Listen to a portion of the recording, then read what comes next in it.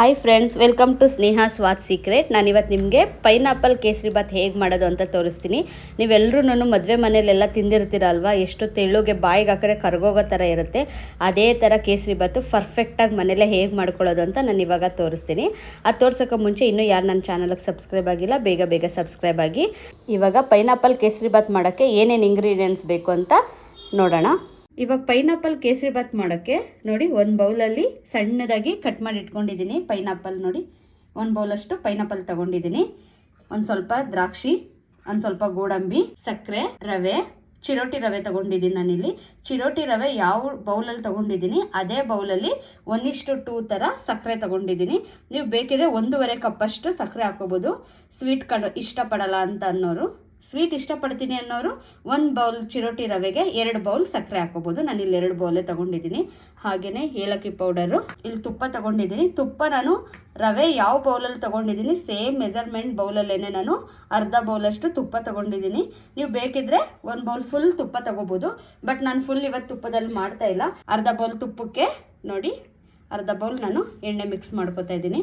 ತುಪ್ಪ ಮತ್ತು ಎಣ್ಣೆ ಎರಡು ಮಿಕ್ಸ್ ಮಾಡಿ ನಾನು ಇವತ್ತು ಕೇಸರಿ ಬಾತ್ ಮಾಡ್ತಾ ಇದ್ದೀನಿ. ಹಾಗೆಯೇ ಒಂದು ಸ್ವಲ್ಪ ಫುಡ್ ಕಲರ್ ತೊಗೊಂಡಿದ್ದೀನಿ. ಇದು ಬೇಡ ಅಂತ ಅಂದರೆ ನೀವು ಸ್ಕಿಪ್ ಮಾಡ್ಬೋದು, ಅರಿಶಿನ ಪುಡಿನೂ ಹಾಕೋಬೋದು. ಇವಾಗ ಹೇಗೆ ಮಾಡೋದಂತ ಸ್ಟಾರ್ಟ್ ಮಾಡೋಣ.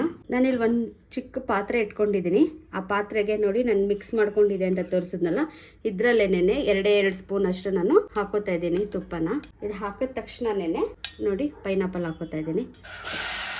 ಪೈನಾಪಲ್ ಹಾಕಿದ್ಮೇಲೆ 1-2 ನಿಮಿಷ ಇದನ್ನು ತುಪ್ಪದಲ್ಲಿ ಫ್ರೈ ಮಾಡ್ಕೊಳ್ಳೋಣ.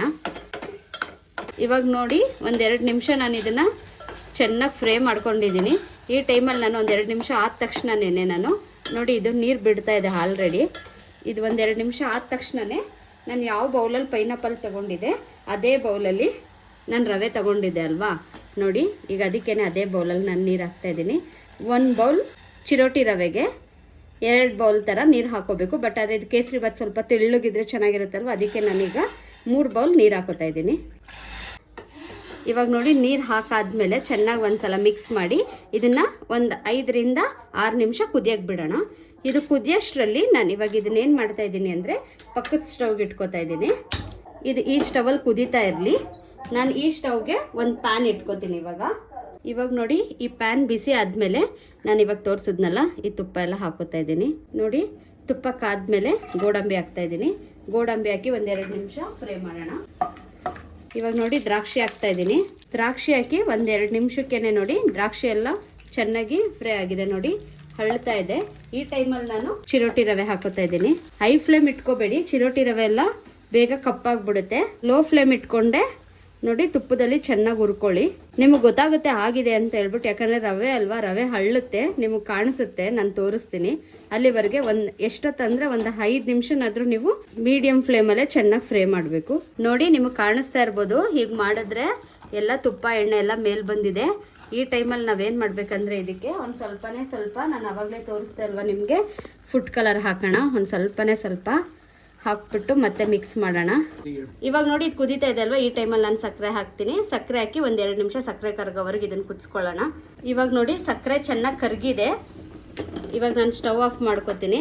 ಸ್ಟವ್ ಆಫ್ ಮಾಡಿಕೊಂಡು ಸ್ವಲ್ಪನೇ ಇದಕ್ಕೆ ಹಾಕ್ಕೊಂಡು ನೋಡಿ, ಸ್ವಲ್ಪನೇ ಹಾಕ್ಕೊಂಡು ಹಿಂಗೆ ತಿರುಗಿಸ್ತಾನೇ ಇರಬೇಕು. ಕೈ ಬಿಡದೆ ತಿರುಗಿಸ್ತಾನೇ ಇರಬೇಕು, ಹುಷಾರು. ನೋಡಿ, ನಿಮಗೆ ಇದು ನೀರು ಜಾಸ್ತಿ ಅಂತ ಅನ್ನಿಸ್ಬೋದು ಇವಾಗ, ಬಟ್ ಆದರೆ ಕೇಸರಿ ಬಾತ್ ಅಲ್ವಾ, ಆಮೇಲೆ ನಿಮಗೆ ಗಟ್ಟಿ ಆಗಿಬಿಡುತ್ತೆ. ನಾನು ಹೇಳೋ ಮೆಜರ್ಮೆಂಟಲ್ಲೇ ನೀವು ನೀರು ಹಾಕ್ಕೊಳ್ಳಿ. ಕೈ ಬಿಡದೇನೆ ನೋಡಿ, ಇವಾಗ ಒಂದು ಸ್ವಲ್ಪ ಗಟ್ಟಿಯಾಗಿದೆ. ಇದೇ ಥರ ಕೈ ಬಿಡದೇನೆ ತಿರುಗಿಸಾದ್ಮೇಲೆ ಇದಕ್ಕೇನು ಮಾಡಬೇಕಂದ್ರೆ, ಇವಾಗ ಲಾಸ್ಟಲ್ಲಿ ಒಂದು ಸ್ವಲ್ಪ ಏಲಕ್ಕಿ ಕಾಯಿ ಪೌಡರ್ ಹಾಕೋಣ. ಹಾಕ್ಬಿಟ್ಟು ಇದು ಹೀಗೆ ಇರಲಿ. ಇದನ್ನು ಮುಚ್ಚಿಬಿಡೋಣ. ಇವಾಗ ನಾವು ಮುಚ್ಚಿಬಿಟ್ಟು ಸಿಮ್ಮಲ್ಲೇ ಇರಲಿ. ಒಂದು 3 to 4 ಮಿನಿಟ್ಸ್ ಹೀಗೆ ಬಿಟ್ಬಿಡೋಣ. ಇವಾಗ ನೋಡಿ, ನಾನು ಓಪನ್ ಮಾಡ್ತಾ ಇದ್ದೀನಿ.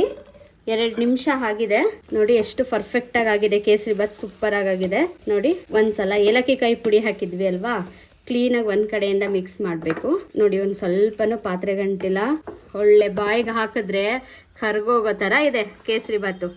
ನೀವು ಮದ್ವೆ ಮನೇಲೆಲ್ಲ ತಿಂದಿರ್ತೀರಲ್ವಾ, ಗೃಹ ಪ್ರವೇಶ, ಮದ್ವೆ ಮನೆ, ಅದೇ ತರ ನಾನು ಇವಾಗ ಮಾಡಿದೀನಿ. ನೀವು ನಾನು ತೋರಿಸಿರೋ ಅಳತೆಲೇನೆ ಮಾಡ್ಕೊಂಡ್ರೆ ನಿಮ್ಗೆ ಇದೇ ತರ ಕೇಸರಿ ಬಾತ್ ನಿಮ್ಗೆ ಮನೇಲಿ ನೀವು ಮಾಡ್ಕೋಬಹುದು. ಬಾಣ್ಲಿಗಂತೂ ಒಂದ್ ಸ್ವಲ್ಪ ನಾನು ಅಂಟಿಲ್ಲ, ಸ್ಟಿಕ್ಕಿನೂ ಇಲ್ಲ. ನಿಜ ಬಾಯಿಗೆ ಹಾಕಿದ್ರೆ ನೀವಂತೂ ಕಳೆದೋಗ್ಬಿಡ್ತೀರಾ, ಅಷ್ಟು ಸಖತ್ತಾಗಿದೆ. ಇವಾಗ ನಾನು ಸರ್ವ್ ಮಾಡ್ತಾ ಇದ್ದೀನಿ ಇದನ್ನ ನೋಡಿ. ನಾನು ಇವಾಗ ಸರ್ವ್ ಮಾಡ್ತಾ ಇದ್ದೀನಿ. ಇವತ್ತಿನ ನನ್ನ ರೆಸಿಪಿ ನಿಮ್ಮೆಲ್ರಿಗೂ ಇಷ್ಟ ಆಗಿದ್ರೆ ಬೇಗ ಲೈಕ್ ಮಾಡಿ, ಶೇರ್ ಮಾಡಿ, ಮನೇಲಿ ನೀವೊಂದ್ಸಲ ಟ್ರೈ ಮಾಡಿಬಿಟ್ಟು ಹೇಗಿತ್ತು ಅಂತ ನನಗೆ ಕಮೆಂಟ್ ಮಾಡೋದು ಮಾತ್ರ ಮರಿಬೇಡಿ ಫ್ರೆಂಡ್ಸ್. ಬಾಯ್.